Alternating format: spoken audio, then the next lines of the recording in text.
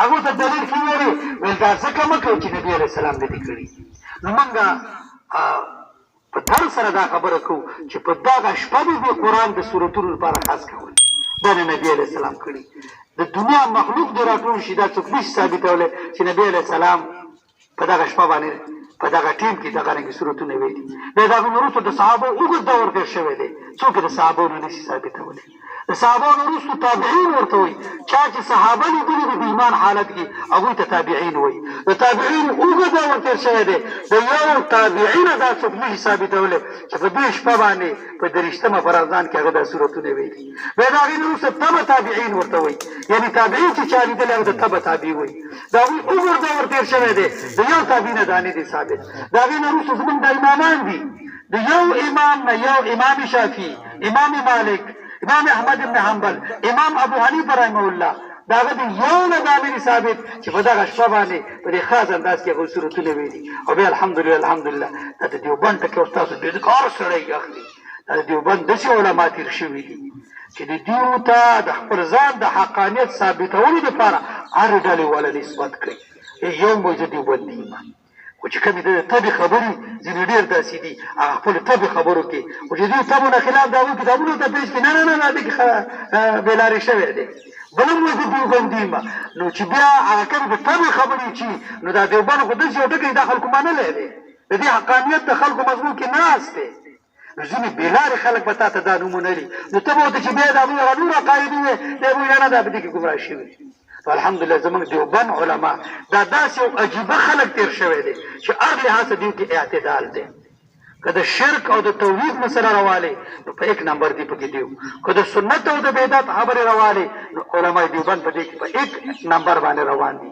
نو زموږ د دیوبند چې څومره اکابر تېر شوي دي الحمدلله د یو په کتاب کې به څوک پېش نه کړي چې هغوی دې ته جایز ویلی دی، هغوی دې ته د ثواب کار ویلی دی. نو ګوره د قرآن نه خو دا دې نه موږ ته ناست دي او دا تاسو زه ناست یم نو دې نه وړاندې زه ګنډې دې ته تېروم د کتلو دپاره په خبره باندې ورسېدلې که نه. او دا میشن دی چې دا د الله کتاب خلکو ته ورسو. دا به څومره بدبخته سړی چې ته به یو کتاب د الله لولې هغه به د نبي د طریقې نه خلاف نه وي، هغه به د صحابو د طریقې نه خلاف نه وي، او هغه به د تابعینو د تبه تابعینو طریقې نه خلاف نه وي. او به تا ته وایي چې مې ته دا مه کوه. دا به څومره بدبخت دی، دا به چا کې جرأت پیدا نه شي د کلمه ویل. خو که هغې درته وایي هغې د دغه غم او درد نه وایي چې د هغه نه به یوه ورځ داسې را روانه چې الله به دې تپوس کوي. څنګه چې ستاسو نه تپوس کېږي د علماو نه به کېږي، باقاعده به ترې نه کېږي، ځکه چې د هغه په وړاندې باندې یو عمل کېږي، د هغه کلي ولس کې یو عمل کېږي او هغه د الله د رالېږلي شوي دین نه خلاف وي، هغه د الله د رالېږلي شوي پیغمبر د سنتو نه خلاف وي. الله به ترې خامخا په ورځ د قیامت تپوس کوي. ځکه د عالم چې دا دومره لوی فضیلت دی چې د عالم خوب او د عامي عبادت دا مقام د دغسې نه دی چې دی به داسې ځي او ختمونه به خوري او خیراتونه به خوري او دا به چې کوم دی دقه نه نه نه دا په دقه چې دی به حق بیان خلکو ته کوي.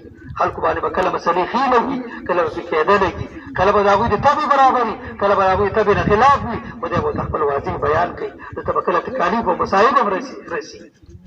دا دومره لوړ مقام چې الله دله ورکړی دی او فرمایلي دي چې هل یستوي الذین یعلمون والذین لا یعلمون، آیا برابر دي هغه خلک چې هغوی علم کړی او هغه چې هغوی علم نه دی کړی؟ یعنې معنا دا نه دي برابر.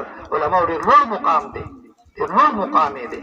خبره ورسېدې هغه په دغه بنا باندې چې هغوی به د دې خلکو رهنمایي کوي، د صحیح دین وضاحت به ورته کوي، په دردمند انداز کې به د ګناهونو نه، د رسمونو نه، د بدعاتو نه، د ګناه د کارونو نه د الله د نبي سنتو ته خپل وحدانیت ته چې کوم دی رابدي. نو دغه خبره هم دی کې ده چې دا د نبي سنت نه دي، دا د صحابو طریقه نه ده، دا د تابعینو د تبه تابعینو نه ده. کوم علماو ته نسبت کړی دی نو بس موږ وایي د هغوی معامله د الله سره ده. خبره باندې ورسېدلې کوم دین چې زموږ په وړاندې دی هغه کتابونو شکل کې دی، هغې کې دا خبرې نشته دی. الله دې هغوی هم کومه کوتاهي شوي الله دې هغوی ته معافي وکړي. الله دې د هغوی قبرونه د نور نه ډک کړي، خطاګانې د انسان نه کېږي. او موږ وړاندې ویلې چې دې امت کې فضیلت دا دی چې داسې ګناه نشته چې الله یې په توبه سره معاف کوي. خبره باندې ورسېدلې نو الله دې په هغوی هم رحم وکړي. فرمایي واعتصموا بالله،